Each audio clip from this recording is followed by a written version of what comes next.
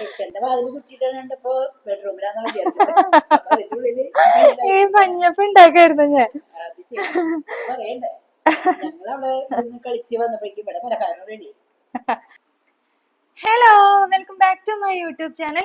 ഇന്ന് നമ്മൾ ഉണ്ടാക്കാൻ പോകുന്നത് പഞ്ഞപ്പാണ് കേട്ടോ. അപ്പൊ നിങ്ങൾ ബ്രേക്ക്ഫാസ്റ്റിന് എന്നും ഇഡലിയും ദോശയും ചപ്പാത്തിയൊക്കെ കഴിച്ച് മടുത്തിട്ടുണ്ടെങ്കിൽ ഈ ഒരു ഐറ്റം നിങ്ങൾ ട്രൈ ചെയ്യാൻ മറക്കരുത് കേട്ടോ. നമ്മുടെ വീട്ടിൽ തന്നെ അവൈലബിൾ ആയിട്ടുള്ള കുറച്ച് ഇൻഗ്രീഡിയൻസ് ഒക്കെ വെച്ച് ഉണ്ടാക്കാൻ പറ്റുന്ന ഒരു അടിപൊളി സാധനമാണ് ഈ പഞ്ഞപ്പ് കേട്ടോ. അപ്പൊ എന്തൊക്കെ സാധനങ്ങൾ ഇതിന് വേണമെന്നുള്ളത് നമുക്ക് നോക്കാം. പഞ്ഞപ്പ് ഉണ്ടാക്കാനായിട്ട് നമുക്ക് അരിപ്പൊടി വേണം, പിന്നെ നാളികേരം ചിരകിയത്, ചോറ്, ഒരു മുട്ട.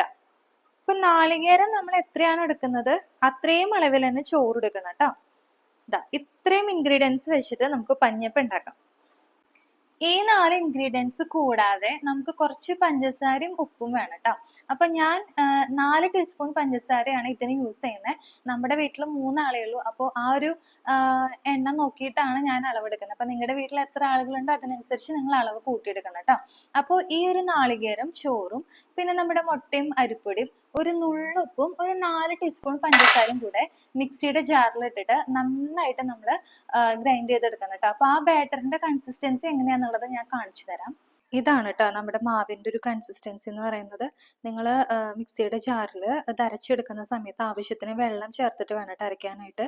ഒരുപാട് വെള്ളം ആവാൻ പാടില്ല. നമ്മുടെ ദോശമാവിന്റെ ഒക്കെ ഒരു പരുവുണ്ടല്ലോ, ആ ഒരു ഇതിൽ വേണം കേട്ടോ ഈ മാവ് അരച്ചെടുക്കാനായിട്ട്. ഇതാണ് ഇതിന്റെ ഒരു കൺസിസ്റ്റൻസി എന്ന് പറയുന്നത്. അപ്പൊ ഇത്രേ ഉള്ളൂ കേട്ടോ നമ്മുടെ മാവിന്റെ പരിപാടി.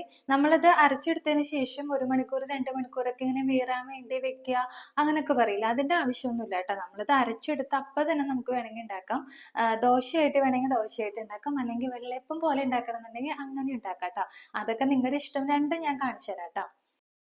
നിങ്ങളിത് ഉണ്ടാക്കി കഴിഞ്ഞാൽ കുറേ ടൈം എടുത്ത് വെക്കരുത് കേട്ടോ. നല്ല ചൂട്ടോടെ തന്നെ അത് കഴിച്ചോളൂ. നമ്മൾ ഈ മുട്ടയും പഞ്ചസാരയൊക്കെ ഇട്ട് ഉണ്ടാക്കുന്ന കാരണം കൊണ്ട് തന്നെ നമുക്ക് വേറൊരു കറി ഇല്ലെങ്കിലും ഇതിങ്ങനെ ചൂട്ടോടെ കഴിക്കാൻ നല്ല ടേസ്റ്റാണ് കേട്ടോ. അപ്പോൾ അങ്ങനെ ഒന്ന് ട്രൈ ചെയ്ത് നോക്കണം കേട്ടോ. അങ്ങനെ ദേ നമ്മുടെ പഞ്ഞപ്പം റെഡി ആയിട്ടുണ്ട് കേട്ടോ. ഞാൻ 2 രീതിയിൽ ഉണ്ടാക്കിയിട്ടുണ്ട്. ഒന്ന് വെള്ളയപ്പം പോലെ ചുട്ടെടുത്തിട്ടുണ്ട്, പിന്നെ നമ്മുടെ ദോശ പോലെ ഉണ്ടാക്കിയിട്ടുണ്ട് കേട്ടോ. നമ്മൾ ഈ മസാല ദോശക്കൊക്കെ ഉണ്ടാക്കണ പോലെ കനം കുറച്ചിട്ട് പരത്തിയെടുക്കുകയാണെങ്കിൽ കുറച്ചും കൂടി ടേസ്റ്റി ആയിട്ട് എനിക്ക് തോന്നി. വെള്ളയപ്പം ടേസ്റ്റ് ഇല്ല എന്നല്ല, ഒരേ മാവ് വെച്ചിട്ടാണല്ലോ നമ്മൾ ഉണ്ടാക്കുന്നത്. അപ്പൊ രണ്ടിന്റെ ടേസ്റ്റ് സെയിം തന്നെയാണ്. എന്നാലും കുറച്ചും കൂടെ എനിക്ക് ഇഷ്ടപ്പെട്ടത് ദോശ പോലെ ഉണ്ടാക്കണതാണ് കേട്ടോ. അപ്പൊ നിങ്ങൾ രണ്ടും ട്രൈ ചെയ്തോളൂ. എല്ലാവരുടെ ഇഷ്ടം വേറെയാണല്ലോ. ചിലപ്പോൾ നിങ്ങൾക്ക് വെള്ളയപ്പം പോലെ ഉണ്ടാക്കിയതാവും ഇഷ്ടം ഉണ്ടാവും. അപ്പൊ രണ്ടും ട്രൈ ചെയ്തിട്ട് നിങ്ങളൊന്ന് കമന്റ് ബോക്സിൽ ഇടണം കേട്ടോ. അപ്പൊ ഞാൻ എന്തായാലും അമ്മയ്ക്ക് ടേസ്റ്റ് ചെയ്യാനായിട്ടൊന്ന് കൊടുത്തു നോക്കട്ടെ കേട്ടോ. കഴിച്ചു നോക്കിയാ ഏത് ഇഷ്ടായേ? ആ, വെള്ളയപ്പത്തേക്കാൾ ഇഷ്ടമായത് ദോശയാ? ചുട്ടുമണിക്ക് വേണോ? രണ്ടും ഇഷ്ടായ? ഇതിന് കറി വേണമെന്നില്ലല്ലോ.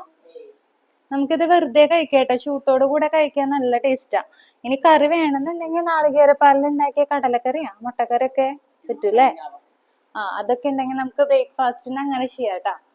ഇത്രേ ഉള്ളൂ കേട്ടോ. പഞ്ഞപ്പം സിമ്പിൾ ആയിട്ട് നമുക്ക് ഉണ്ടാക്കാൻ പറ്റണ ഒരു ഐറ്റം ആണ് കേട്ടോ. നമുക്ക് ബ്രേക്ക്ഫാസ്റ്റ് ആയിട്ടും 4 മണി പലഹാരമായിട്ടൊക്കെ ഉണ്ടാക്കാന്ന് പറഞ്ഞെടുത്തേ. അപ്പൊ വീണ്ടും ഒരു വീഡിയോ ആയിട്ട് കാണുന്നവരെ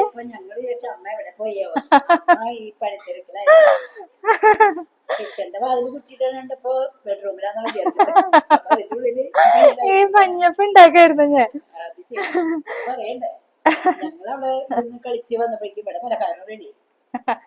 അപ്പൊ പറഞ്ഞേ, അപ്പൊ വീണ്ടും ഒരു പുതിയ വീഡിയോ ആയിട്ട് കാണുന്നവരെ ബൈ. അയ്യോ ചിരിച്ചേ, ചിരിച്ചിട്ട് ബൈ പറഞ്ഞേ. ബൈ.